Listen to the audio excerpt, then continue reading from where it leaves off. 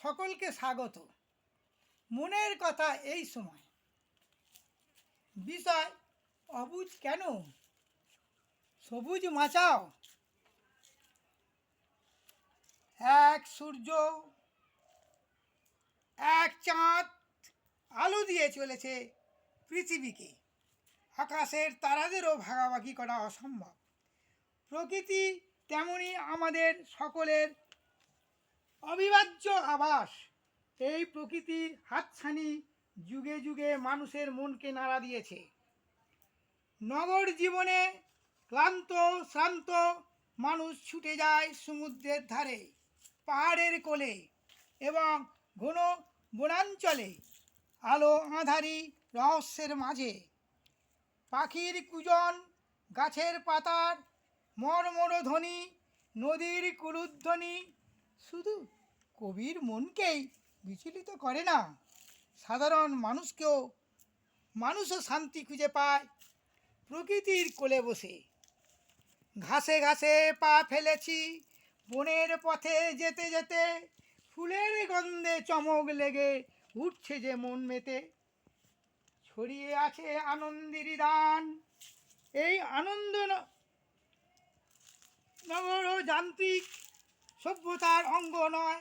এই আনন্দ সবুজ ঘাসের ওপর বসে পৃথিবীকে বড় কাছে দেখা। এই আনন্দ নীল আকাশের তারাগুলোর পাশে চাঁদটাকে চুমু খাওয়া। শ্যাওলা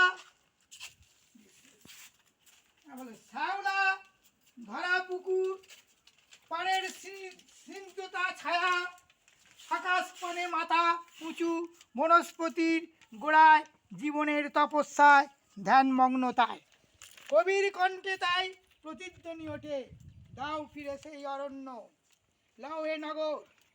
আমাদের চোখ যখন ক্লান্ত, মন যখন শান্ত হয়ে ওঠে, তখনই বুকের মধ্যে বাঁশি বেজে ওঠে। এ বাঁশির সুরেই আমরা ঘরছাড়া হই। প্রকৃতি তার কমল হাতে স্পর্শ বুলিয়ে দেয় দেহে মনে, তারপর আবার ঘরে ফেরার টান।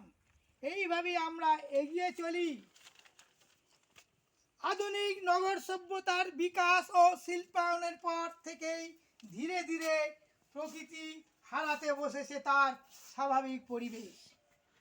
কোথাও অতিবৃষ্টি, আবার কোথাও অনাবৃষ্টি, ভূমিকম্প, জলোচ্ছ্বাস, মহামারী, খরা, বন্যা ও মরুভূমি সৃষ্টি হচ্ছে, যাকে আধুনিক ভাষায় আমরা বলি সবুজ ধ্বংস।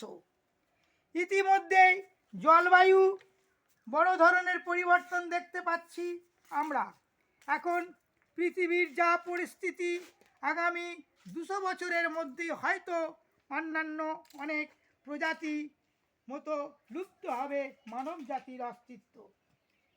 তাই এই ভয়ঙ্কর মুহূর্তের সামনে দাঁড়িয়ে আমরা অবুঝ কেন, সবুজ বাঁচাও, এই শপথ নিয়ে আমাদের সবুজের সঙ্গে সামঞ্জস্য রেখে পৃথিবীতে একটা বিনষ্ট অবস্থা আমাদের চেষ্টা করতে হবে, যাতে এই সামঞ্জস্য সম্ভব হতে পারে। এর জন্যই দরকার অপ্রাকৃতিক বা কৃত্রিম ভোগবস্তুগুলি কমিয়ে নিয়ন্ত্রণে আনতে হবে।